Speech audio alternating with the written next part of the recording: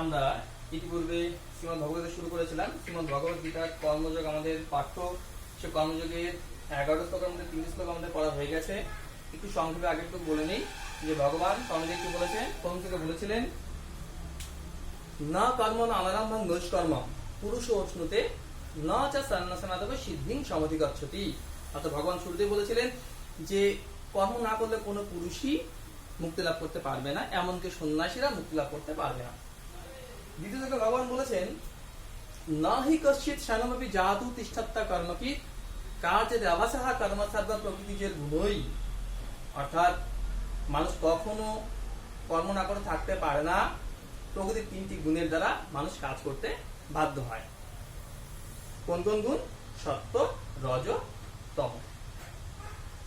এরপর ভগবান বলেছেন যখন কিছু ভণ্ড বা মিথ্যাচারী ব্যক্তি আছে যাদের আচার পুরোপুরি মিথ্যা, 3 নম্বর শ্লোকে তিনি বলেছিলেন কি বলেছিলেন কর্মেন্দ্রিয়ানি সংযম য আস্তে মনসা স্মরণ ইন্দ্রিয়ার্থান বিভূরাত্মা মিথ্যাচার ভাষা উচ্চতে। কর্মেন্দ্রিয়কে বাক পানি পাদব বস্তু এই পঞ্চ কর্মেন্দ্রিয়কে সংযত করেও যেই ব্যক্তি মনে মনে জ্ঞানেন্দ্রিয়ের দ্বারা ইন্দ্রিয় গ্রাহ্য বিষয়কে চিন্তা করেন, যেমন রূপ, রস, গন্ধ, স্পর্শ, শব্দ, তিনি তার যে আচার পুরোপুরি মিথ্যে হয়ে যায়, তিনি হয়ে যান মিথ্যাচারী বা ব্যাখ্যাচারী বা কপটাচারী বা ভণ্ড। আলোচনা আমরা বিস্তর করেছি। আজকে ভগবান বলেছেন 4 নম্বর শ্লোকে যে জগতের শ্রেষ্ঠ ব্যক্তি কেমন হবে, তাদের লক্ষণ কিরকম হবে।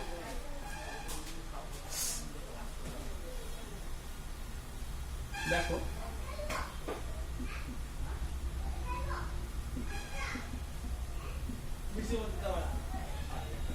যস্তিন্দ্রিয়ানি মনসা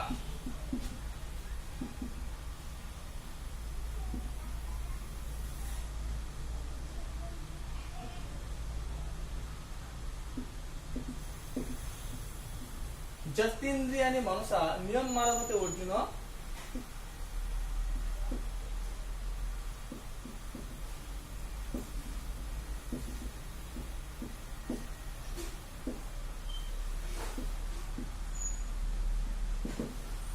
যস্তিন্দ্রিয়ানি মনসা নিয়ম মানবতে অর্জুন কর্মেন্দ্রিয়ৈ কর্মযোগম আসক্তঃ স্ববিশিষ্যতে।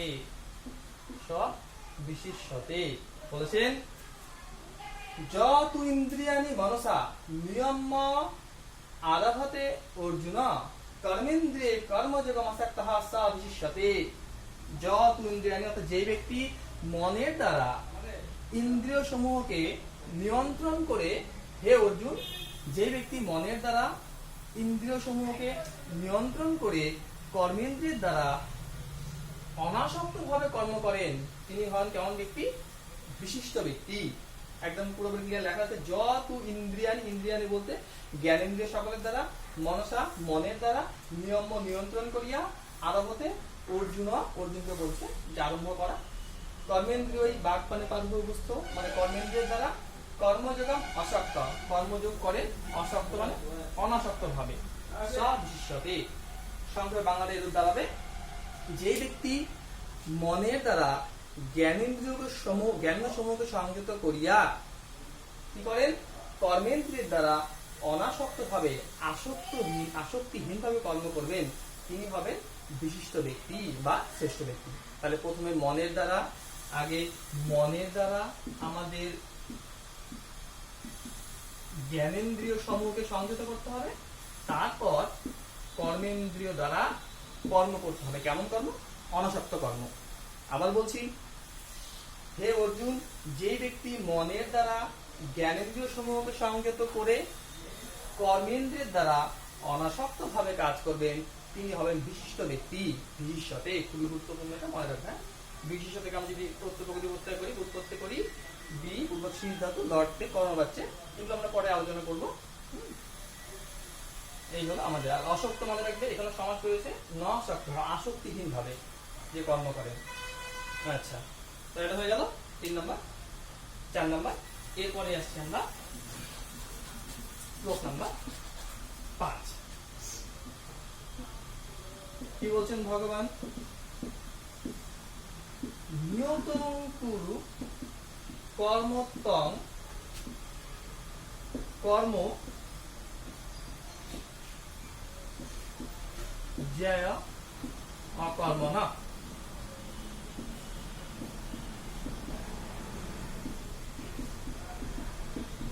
শরীর যাত্রাপি চ তেন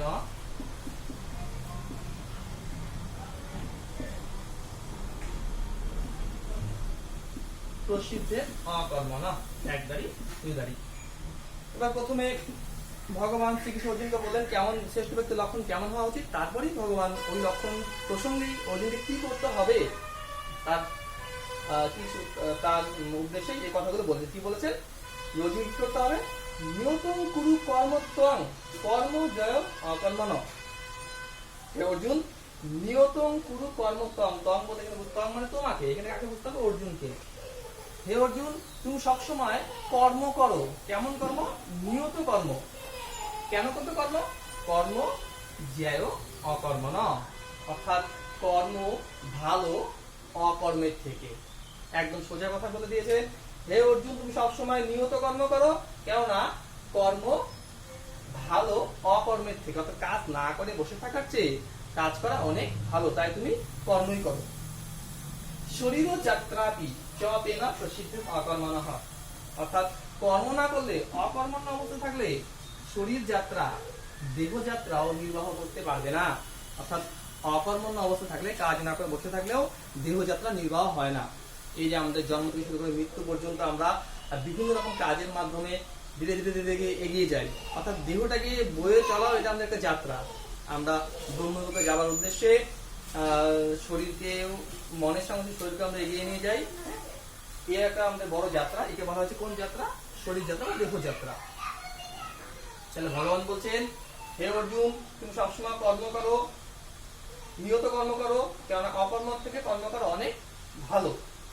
যদি তুমি কর্ম না করো, তুমি তোমার দেহকে ঠিকঠাক এগিয়ে নিয়ে যেতে পারবে না। এবারে আসছি, এখানে দুটো কথা খেয়াল রাখবে।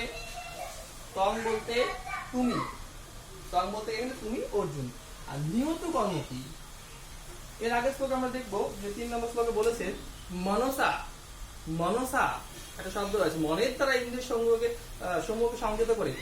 তার মানে ভগবান বলতে চেয়েছেন নিয়ত কর্ম কি? নিয়ত কর্ম হলো, এখানে আমি লিখছি সংক্ষেপে, একটু ভালো করে মনে রাখবে। নিয়ত কর্ম শ্রীকৃষ্ণের মতে, শ্রীকৃষ্ণ অর্জুনকে বলেছেন যেই কর্ম আসক্তিহীন, যেই কর্ম মনকে সংযত করে, ইন্দ্রিয়কে সংযত করে করা হয়ে থাকে, সেই কর্মই নিয়ত কর্ম। সে যে কোনো কর্ম হতে পারে, আসক্তিহীন ভাবে করতে হবে। কিন্তু আমাদের বিভিন্ন রকম শাস্ত্রে, প্রাচীন শাস্ত্রে উক্ত হয়েছে মনীষীদের মতে যে নিয়ত কর্ম 2 প্রকার হয়ে থাকে। একটাকে বলা হয়ে থাকে নিত্য কর্ম, আর একটাকে বলা হয়ে থাকে, ভালো করে খেয়াল করবে জায়গাটা, নৈমিত্তিক কর্ম। নিয়ত কর্ম 2 প্রকার, নিত্য কর্ম, নৈমিত্তিক কর্ম। নিত্য কর্ম কি? নিত্য কর্ম কি?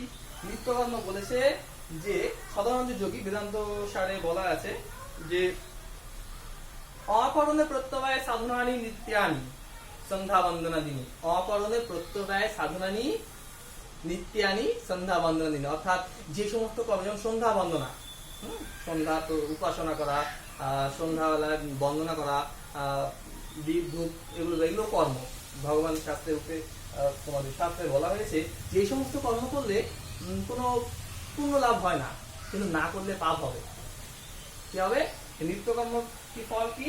এই সমস্ত কর্ম করলে পুণ্য লাভ হবে না ঠিকই, কিন্তু না করলে কি হবে? পাপ হবে। আর নৈমিত্য কর্ম কি বলছে? হ্যাঁ, নৈমিত্য কর্ম কোনটা? যে সময় পুত্রের জন্ম থেকে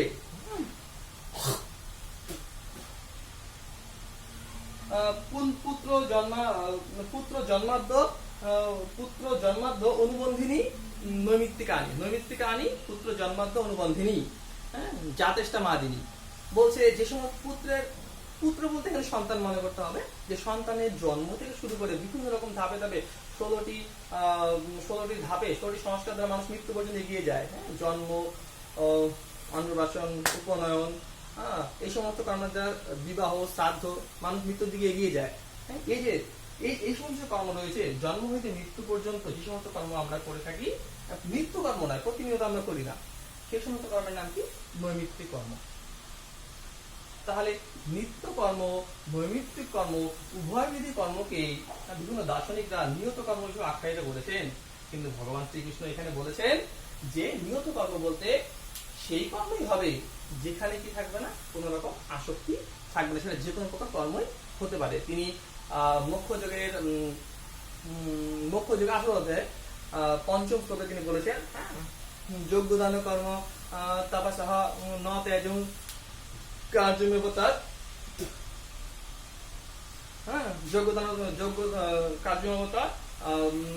যোগ্যদান কর্ম পাবনানি মনীষীণাম। অর্থাৎ তিনি বলেছেন যে যোগ্য দান তপস্যা এই সমস্ত কর্ম সমস্ত কি কর্ম হবে? নিয়ত কর্মের মধ্যে পড়বে। মুনি ঋষিরা নিজেদেরকে পবিত্র করার জন্য সমস্ত কর্ম করেন। অর্থাৎ মূলত দেখতে গেলে নিজেদের অভীষ্ট প্রার্থনার জন্য ওনারা এই সমস্ত কর্ম করতেন না। তাদের কর্ম ছিল তারা যে কর্মই করতেন না কেন, যজ্ঞ দান তপস্যা সমস্ত কর্মে কি হতো? পরহিতার্থে, জগতের মঙ্গলের জন্য এবং নিজেদেরকে পবিত্র করার জন্য করতেন। তাই তাদের এই সমস্ত কর্মকেও নিয়ত কর্মের মধ্যে আমরা ফেলতে পারি। তাহলে বোঝা গেল ভগবান বলছেন অর্জুনকে সবসময় কর্ম করো, কর্ম জ্যায় অকর্ম ন। জ্যায় মানে ভালো, জ্যায়ের প্রতিশব্দ হয় শ্রেয়। তোমরা পরবর্তীকালে প্রত্যয় যখন পড়বে ইয়োশন প্রত্যয়ের মধ্যে আসে দেখবে রহস্য প্লাস ইয়োশন শ্রেয়স জাগে। তো জ্যায় শব্দ অর্থ শ্রেয়, বেটার, যেটা আমি ইংরেজিতে বলে থাকি। তো তুমি সবসময় কর্ম করো, কাজ না করতে কাজ করা ভালো। তুমি কাজ না করলে তুমি তোমার দেহকে নিয়ে যেতে বা শরীর যত তোমার নির্বাহ হবে না। ঠিক আছে, এবার আসছি আমাদের পরবর্তী শ্লোক।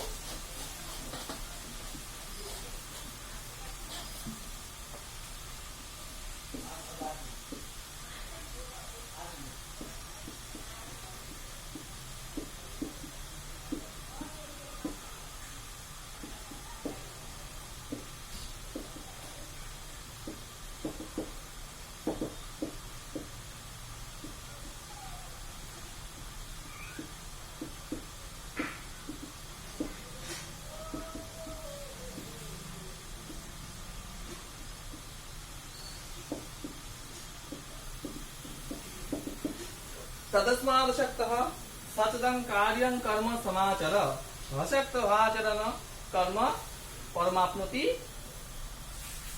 পুরুষः। একদম সংক্ষেপে বলেছেন যে তাহলে অনাসক্ত হবে, সর্বদা কার্যের অনুষ্ঠান করো, সমাচরণ আচার করো। তাহলে অনাসক্ত হবে, সর্বদা কার্যের অনুষ্ঠান করো। অনাসক্ত আচরণের দ্বারাই মানুষ পরম প্রাপ্তি লাভ করতে সমর্থ হবে বা আত্মা পরম প্রাপ্তি লাভ করতে সমর্থ হবে। আবার বলছি তদস্মাৎ আসক্তः অনাসক্ত হবে, সততং সর্বদা কার্যং কর্ম সমাচরো কর্মের অনুষ্ঠান করো। সবসময় অনাসক্ত হবে, কর্ম অনুষ্ঠান করো।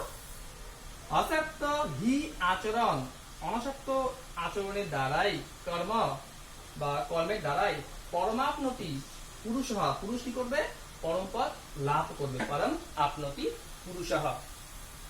সবসময় অনাসক্ত হবে, কর্ম অনুষ্ঠান করবে।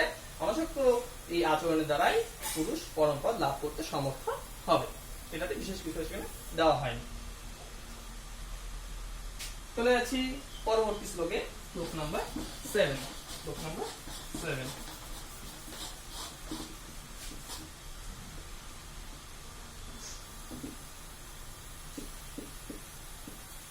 কর্মণ্যৈব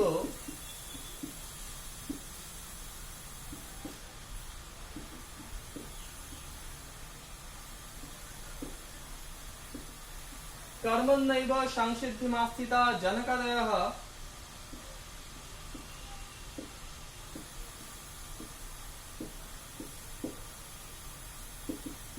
लोकसंग्रहमिवापि संपश्यन् कर्तुमर्हसि। एक दारी दुई दारी। कर्मण्यैव संसिद्धिमास्थिता जनकादयः लोकसंग्रहमिवापि संपश्यन् कर्तुमर्हसि। বলেছে কর্মনা এব,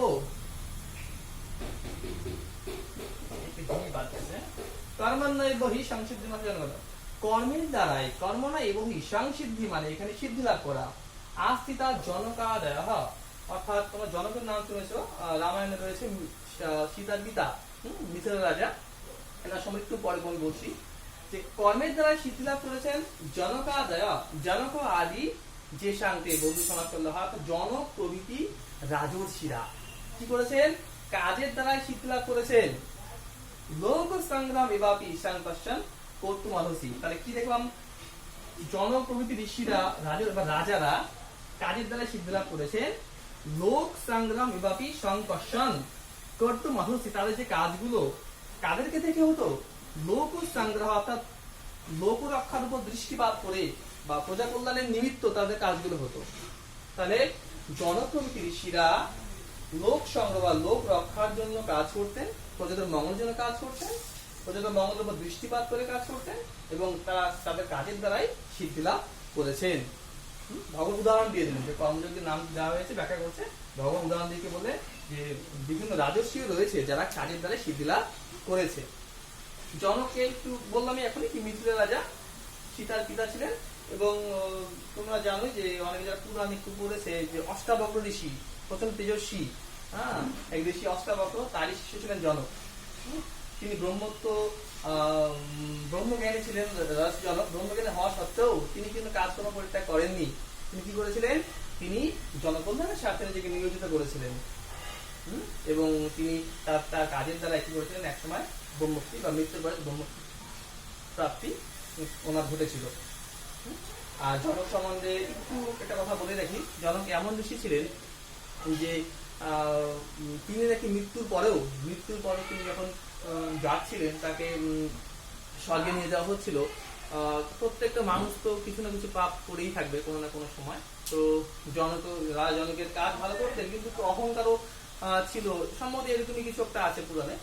তো তার অহংকারের জন্য তার সেই সর্বপক্ষে ঘটলেও উপর থেকে আদেশ ছিল এরকম যে ওনাকে যেন নরকের দরজার পাশ দিয়ে ওনাকে নিয়ে আসা হয়, হ্যাঁ, নরকের যন্ত্রণা একটু দেখানো হয়, এটা তো পাপের একটা শাস্তি স্বরূপ। তো যাই হোক, জনকে সেই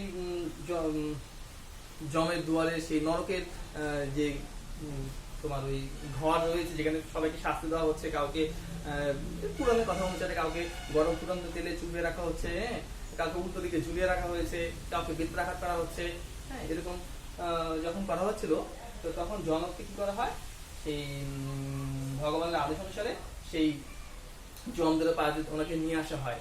এবং তিনি যখন দেখছিলেন সেই লোকগুলোর অবস্থা, নিদারুণ অবস্থা, তিনি বলেছিলেন, সেই সারথীকে বলেছিলেন ওরা কারা, এটা কোন স্থান, তখন বলা হয়েছিল ওনাকে যে এটা জমপুরী, হ্যাঁ, এটা মৃত্যু লোক, এটা তোমার নরক, এখানে ওরা যে পাপ করছে তাদের শাস্তি তারা ভোগ করছে। কিন্তু ইনি এমনই রাজা যে তিনি মৃত্যুর পরেও প্রজাদের কল্যাণ স্থান থেকে তিনি সরতে পারেননি। তিনি কি করলেন, তিনি তৎক্ষণাৎ প্রশ্ন করলেন, এনাদের মুক্তি কি প্রকারে সম্ভব?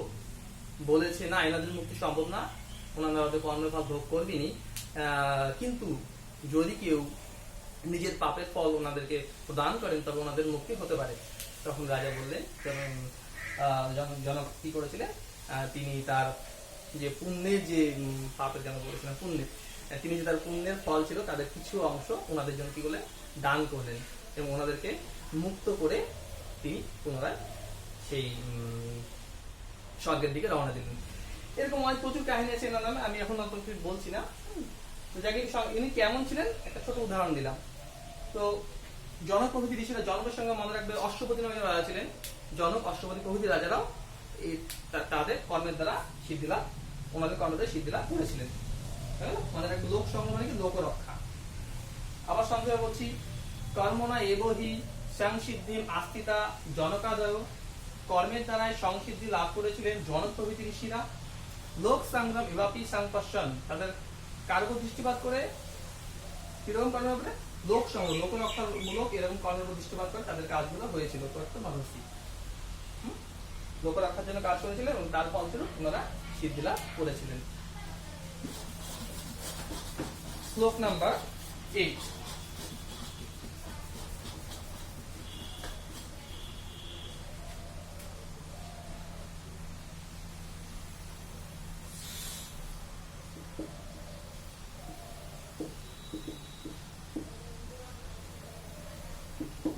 যদ যদা চরতি শ্রেষ্ঠঃ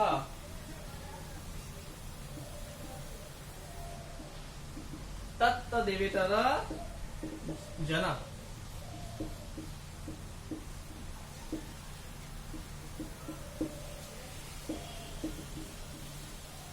সযৎ প্রমাণং কুরুতে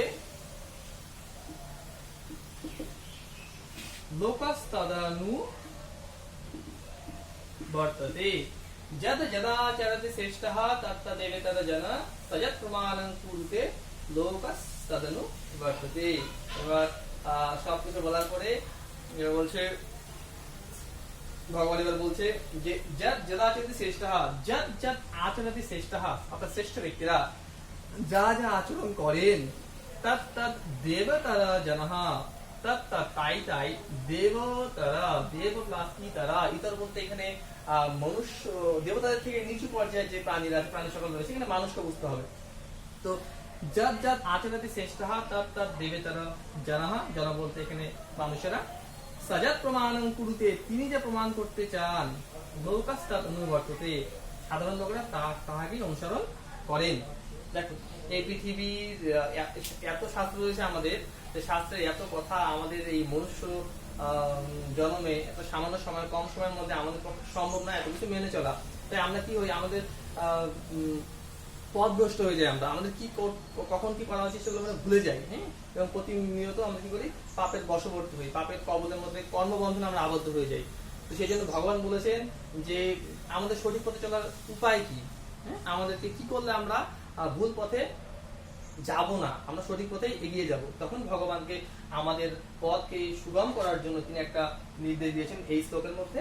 কি বলেছেন আমাদেরকে, সাধারণ লোককে, অল্প জ্ঞানী লোককে, যদ যদ আচরতি শ্রেষ্ঠ, শ্রেষ্ঠ ব্যক্তিরা যা যা আচরণ করবেন, তৎ তৎ দেবতারা জন, ইতর প্রাণীরা সাধারণ মনুষ্য বা জ্ঞানী লোকেরা তাইটি আচরণ করবেন। সযৎ প্রমাণং কুরুতে, তিনি যে প্রমাণ করতে চাইবেন, লোকস্তদানু বর্ততে, সাধারণ লোক তাহাকে অনুসরণ করবেন। দেখবে আমাদের বিভিন্ন রকম মুনি ঋষিদের আমরা অনেক রকম আমাদেরকে অনুপ্রাণিত করে, আমরা যখন হতাশ হয়ে যাই বা অন্য বিভিন্ন পর্যায়ে দেখি, তখন কি করে আমরা বিভিন্ন রকম মুনি ঋষিদের বাণীগুলো পড়ার চেষ্টা করি। তার মানে কি, তার মানে এটাই যে ওনারা ওনাদের পথে চলে সার্থকতা লাভ করেছেন, সঠিক পথে গেছেন। হ্যাঁ, আর ওনারা এটাও চান যে ওনার পরবর্তীকালে যে সমস্ত অজ্ঞানী লোকেরা মানুষেরা থাকবে তারা যেন কি করে সেই পথটাকে অনুসরণ করে। তাই সোজা কথা বলতে গেলে যে আমরা যদি আমাদের গুরুকে বা আমাদের শ্রেষ্ঠ ব্যক্তিকে কি করে অনুসরণ করি, তাহলে আমরা অতি দ্রুত আমাদের লক্ষ্যে আমরা পৌঁছে যাব। ঠিক আছে, এরপরে আমরা বিস্তারিত আলোচনা করবো।